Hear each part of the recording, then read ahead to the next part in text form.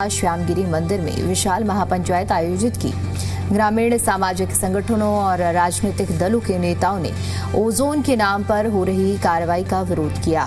महापंचायत में दावा किया गया कि 360 गांव का समर्थन आंदोलन को मिल चुका है। 5 प्रस्ताव पारित कर ओजोन संघर्ष समिति बनाने, डिमोलिशन के विरोध करने और जरूरत पड़ने पर विधानसभा और संसद का घेराव करने की चेतावनी दी है।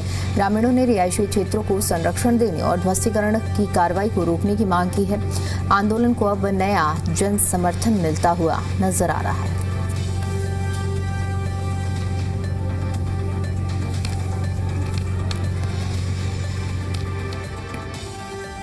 दो FIR केवल ओजोन की लड़ाई के कारण मुझ पर लादे गए, तो लड़ने से नहीं डरता। मैं आपसे प्रभावित हूं, मैं सहमत हूं कि डरने से काम नहीं चलेगा। आंखों में आकर डाकर चुनौती देने का वक्त है।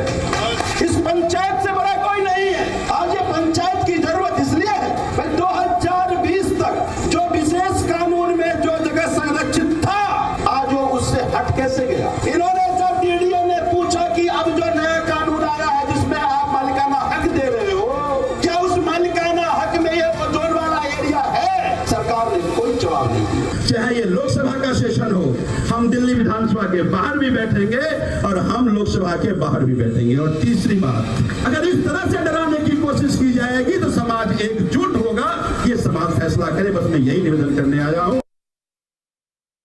सबसे बड़ा अफेक्टेड एरिया बदरपुर है और ओखला है, लेकिन शुरुआत जगतपुर से होती है। तो मैं आज पंचायत में सभी पंचों का, अध्यक्ष जी का मैं धन्यवाद करता हूं कि सर्वसम्मति प्रस्ताव पारित हुआ है कि संसद में कानून बनाने से ही रास्ता निकलेगा। और जब तक ये कानून नहीं बनता, अगर कहीं बुलडोजर चलता है तो फिर संघर्ष समिति की निर्माण जो किया जाएगा वो वहां जाकर खड़ी होगी। और अगर ये बात नहीं मानी जाती है तो आगामी मानसून सेशन में चाहे विधानसभा हो या लोकसभा हो, विधानसभा का भी घेराव किया जाएगा और लोकसभा का भी घेराव किया जाएगा। वैसे जो भाजपा के MLA एक शब्द नहीं बोल रहे हैं, सांसद चुप हैं, मेयर इनके।